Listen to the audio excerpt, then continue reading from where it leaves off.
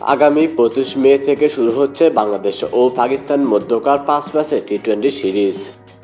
5 ম্যাচের টি-20 সিরিজকে সামনে রেখে 15 সদস্যের স্কোয়াড ঘোষণা করেছেন বিসিবি। স্কোয়াড থেকে বাদ পড়েছেন নিয়মিত অধিনায়ক নাজমুল হোসেন শান্ত। নাজমুল হোসেন শান্তকে বাদ দিয়ে লিটন কুমার দাসকে অধিনায়ক করে 15 সদস্যের স্কোয়াড ঘোষণা করেছেন বিসিবি। 15 সদস্যের স্কোয়াডে জায়গা হয়েছে ওপেনার তানজিদ হাসান তামিমের। ওপেনিংয়ে তানজিদ হাসান তামিমের সঙ্গে থাকছেন অধিনায়ক লিটন কুমার দাস, পারভেজ হোসেন ইমন ও সৌম্য সরকার। মিডল অর্ডার ব্যাটার হিসেবে থাকছেন তাওহিদ হৃদয়, জাকের আলী অনেক ও শামীম পাটোয়ারি। একমাত্র লেগ স্পিনার হিসেবে থাকছেন রিশাদ হোসেন। বাঁহাতি স্পিনার হিসেবে থাকছেন নাসুম আহমেদ। থাকছেন নিয়মিত মুখ শেখ মেহেদী হাসান। স্কোয়াডে রয়েছেন 5 পেসার।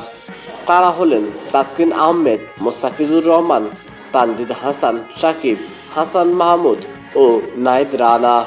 সব মিলিয়ে 15 সদস্যের স্কোয়াডে জায়গা হয়েছে তানজিদ হাসান তামিম, পারভেজ হোসেন ইমন, লিটন কুমার দাস, সৌম্য সরকার, তাওহিদ হৃদয়, জাকের আলী অনেক, রিশাদ হোসেন, মোস্তাফিজুর রহমান, তাসকিন আহমেদ, হাসান মাহমুদ, তানজিদ হাসান, সাকিব, নাহিদ রানা, শেখ মেহেদী হাসান ও শামীম পাটোয়ারি।